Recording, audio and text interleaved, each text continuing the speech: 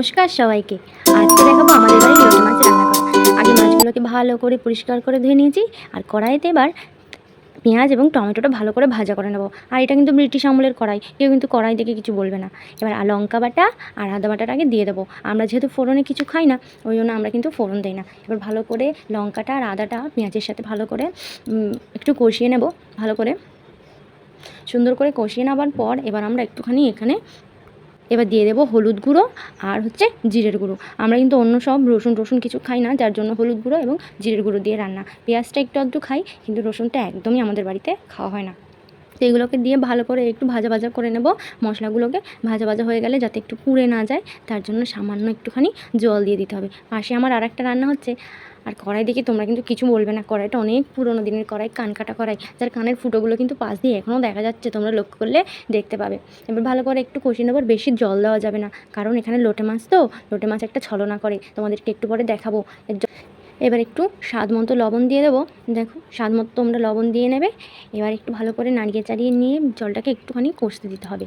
কষানো হয়ে যাওয়ার পরে এবার আমরা মাছগুলোকে দিয়ে দেবো। আর মাছগুলো কিন্তু গোটা থাকবে, আমরা কিন্তু পুরোপুরি মাছগুলোকে ঘেটে দিই না, মাছগুলো একদমই গোটা থাকবে। আর এই মাছ কড়াই দেওয়ার পর একদমই নাড়া যাবে না, তাহলে পুরো ভেঙে চলে যাবে। আর যেটা আমাদের বাড়িতে একদম ওগুলো খায় না, যে গোটা মাছ থাকবে সেগুলোই খাবে।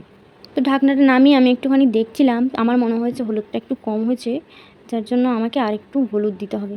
ঢাকনাটা নামিয়ে আমি আরেকটু হলুদ দিয়ে সামান্য একটু নাড়িয়ে দেবো খুন্তি দিয়ে, নাহলে এটা আবার ঘেটে যাবে। তো সামান্য আস্তে করে একটু নিচের দিক থেকে ঘেটে দিতে হবে, মানে নাড়িয়ে দিতে হবে। তো আবার এটাকে কিছুক্ষণের জন্য ফুটতে দিতে হবে। তো আমরা ঢাকা দিয়ে দেবো। আবার ঢাকনাটা খুললেই দেখতে পারবে সমুদ্রে যতটা জল খেয়েছে সব জানে গড়াইতে এসে উগড়ে দিয়েছে। দেখো কতটা জল বেরিয়ে গেছে মাছগুলোর থেকে।